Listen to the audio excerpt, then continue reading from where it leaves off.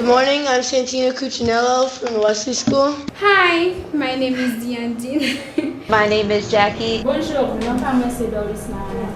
my name is Megan Robertson, and our question is, what is a typical school day like? Une journée normale, comme dès qu'à commencer côté nous lever bonne heure, pour nous faire parce que l'école la fait entrer à 7h30, nous monter drapeau à 7h45.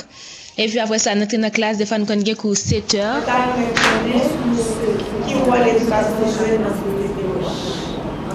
We believe that education is a means to acquire more knowledge to further our careers in the long run. How have you been able to stay current or connected with popular culture both in and outside Haiti?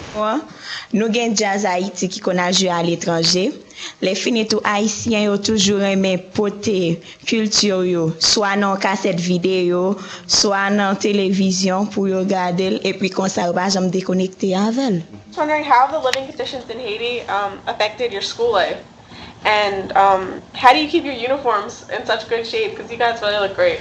Merci. Tremblement qui a passé, nous jeune en pile, ça détruit nous en pile, mais ça pas affecté nous trop parce que nous gain courage, nous avancer et nous gain ça vient ba nous plus détermination pour nous avancer vers l'avant.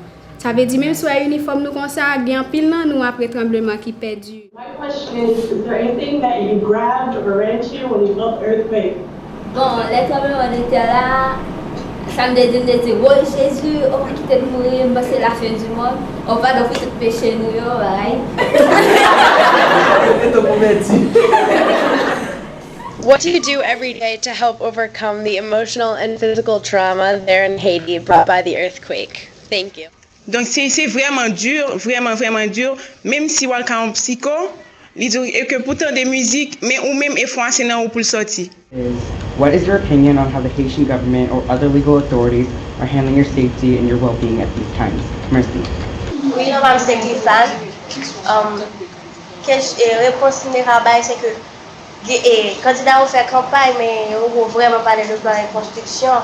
Donc, dans la télévision, Madame Manigat a fait campagne, il va parler de construction. C'est où la baille, c'est un grêle baille. What part of your culture would you like to share with the rest of your world?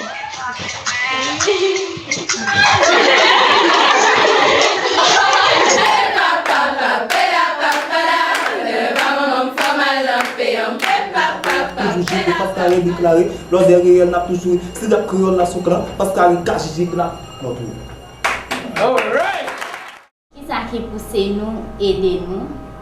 Et est-ce que c'est après nous finir we are doing this actually voluntarily. We just want to know more about you instead of just throwing money in a way.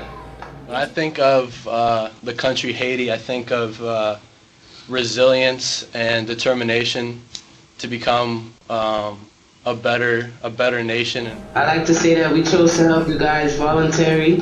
Actually, our teacher, Mr. Nestor, he came and he provided us with this opportunity to come and have a video chat and to see the similarities and differences we have.